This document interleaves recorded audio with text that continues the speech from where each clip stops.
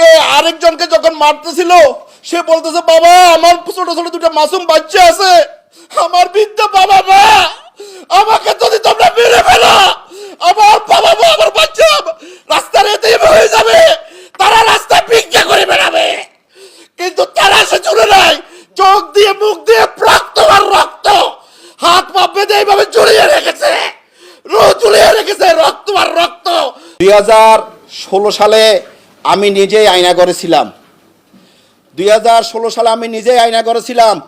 কোটি কোটি টাকার বিনিময়ে আমি বেলাল মুক্তি পেয়েছি, জীবন ভিক্ষা পেয়েছি।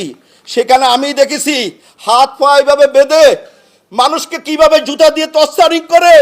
তার 3টা বাচ্চা বলে বাবা আমাকে মেরো না, আমার 3টা বাচ্চা আছে, আমি বিয়ে দিতে পারি নাই, আমাকে মেরো না, আমাকে যদি মেরে বলো আমার 3টা বাচ্চা কে বিয়ে দিবে।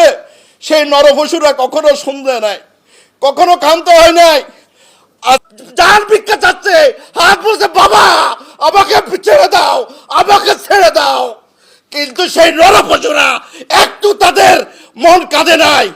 যখন আমরা খাঁচা খাঁচায় লোক ছিলাম, প্রতিটা খাঁচা হলো একটা পাখির খাঁচার মতো, সেখান থেকে যখন লো দিয়ে যাচ্ছে বলেছে ভাইয়া তোমাদের কাছে আমরা বিচার দিয়ে গেলাম, আমরা চলে গেলাম, তোমরা আমাদের বিচার করো, তোমরা আমাদের বিচার করো।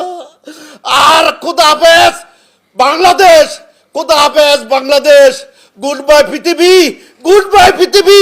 তাদের এই শব্দগুলো আমার এখনো কবে কষ্ট হয়, আমার এখনো বুক ব্যথা হয়, আমি এখন এই কষ্টগুলো আমার সহ্য করতে পারি না, আমার এখনো অনেক কষ্ট হয়, আমার অনেক কষ্ট হয়। আল্লাহ এদের বিচার করবে। আজকে আপনারা জানেন না সেখানে কত যে কষ্টের জায়গা, তারা কি যে জুলুম অত্যাচার করে, কি যে অন্যায়ভাবে অবিচার করে। আজকে যদি সে আয়নাঘর থাকে তাহলে আমি মনে করি বাংলাদেশের বিচার বিভাগে কোনো আইন আদালত প্রশাসন থাকার প্রয়োজন মনে করি না আমরা। কারণ যদি আয়নাঘরেই থাকতে হয় তাহলে আয়নাঘরেই থাকুক, আর আমাদের বিচার বিভাগের কোনো প্রয়োজন নাই।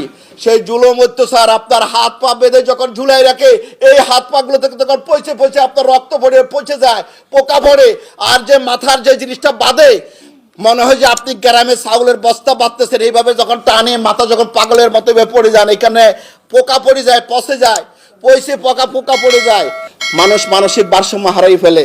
আমাদের এই ভাই বোনেরা কত কষ্ট করতেছে, ছোট ছোট মাসুম বাচ্চারা। আপনারা জানেন কেউ সিলেট থেকে আসছে, কেউ কক্সবাজার থেকে আসছে, কেউ বাংলাদেশের বিভিন্ন জায়গা থেকে আসছে তার স্বজনকে পাওয়ার জন্য।